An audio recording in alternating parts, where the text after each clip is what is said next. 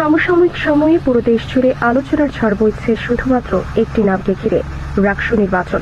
চারিদিকে কৌতূহল, উত্তেজনা আর অজানা কিছু প্রত্যাশা। কে বা কারা নির্বাচিত হচ্ছেন, কি ঘটছে রাকসুতে, আর কবেই বা হবে প্রতীক্ষিত সেই রাকসু নির্বাচন। আগামী 16ই অক্টোবর অনুষ্ঠিত হতে যাচ্ছে রাজশাহী বিশ্ববিদ্যালয়ে কেন্দ্রীয় ছাত্র সংসদ রাকসু নির্বাচন।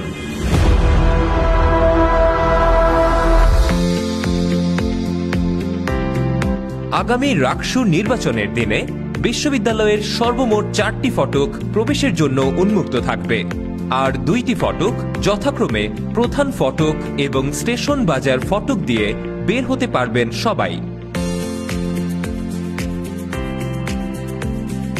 এই নির্বাচনে সবচেয়ে মূল্যবান অংশগ্রহণ হল আপনার ভোটাধিকার প্রয়োগ।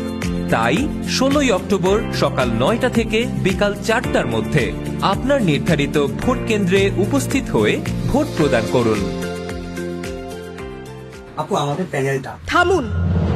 মনে রাখবেন, ভোট কেন্দ্রের 100 মিটারের মধ্যে প্রার্থীদের অবস্থান গ্রহণ এবং নির্বাচনী প্রচারণা সম্পূর্ণভাবে নিষিদ্ধ।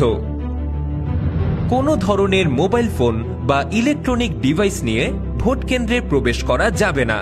মোবাইল সংরক্ষণের জন্য কর্তৃপক্ষ থেকে কোনো প্রকার ব্যবস্থা থাকবে না। আপনাকে অবশ্যই আপনার ভোটার নম্বরটি জেনে আসতে হবে এবং ভোটার নম্বর অনুযায়ী পোলিং টেবিল নির্বাচন করতে হবে। এরপর পোলিং অফিসারদের কাছে আপনার পরিচয় নিশ্চিত করুন।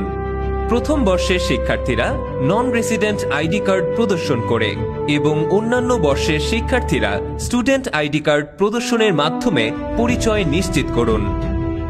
এরপর আপনার ভোটার নম্বরটি পোলিং অফিসারকে জানান এবং ভোটার তালিকায় নিজের নামের পাশে স্বাক্ষর করুন। আঙুলে অমোচনীয় কালি দিতে সহযোগিতা করুন। এরপর পোলিং অফিসার থেকে 6 রঙের 6টি ব্যালট বুঝে নিন, যেখানে হল সংসদের জন্য একটি বেগুনি রঙের, সিনেটের জন্য একটি গাঢ় নীল রঙের এবং রাকসুয়ের জন্য মোট 4টি যথাক্রমে লাল, সবুজ, নীল ও গাঢ় ধূসর রঙের ব্যালট থাকবে। ব্যালট সংগ্রহের পর ভোটদানের জন্য প্রবেশ করুন গোপন ভোট কক্ষে।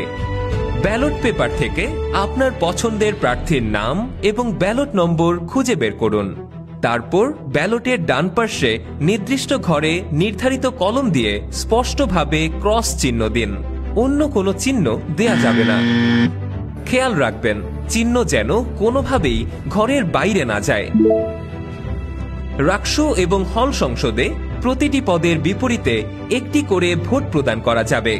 শুধুমাত্র নির্বাহী সদস্য পদে 4টি ভোট এবং সিনেটে সর্বমোট 5 জন প্রার্থীকে ভোট দিতে পারবেন।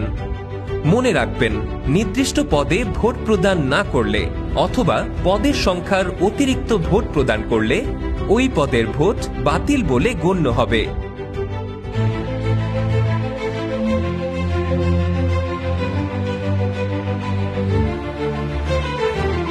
ব্যালট জমাদানের জন্য সর্বমোট 6টি স্বচ্ছ ব্যালট বক্স নির্ধারিত থাকবে।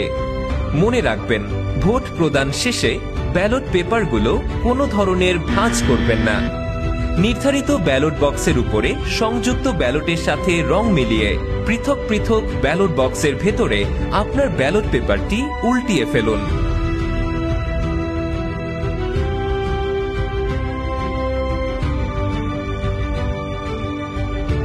আপনার ভোটে নির্বাচিত হবেন আপনার প্রতিনিধি। তাই গণতান্ত্রিক প্রক্রিয়ার এই মহামূল্যবান অধিকারের অংশীদার হন। আগামী 16ই অক্টোবর ভোট দিয়ে রাকসু নির্বাচনকে সফল করুন।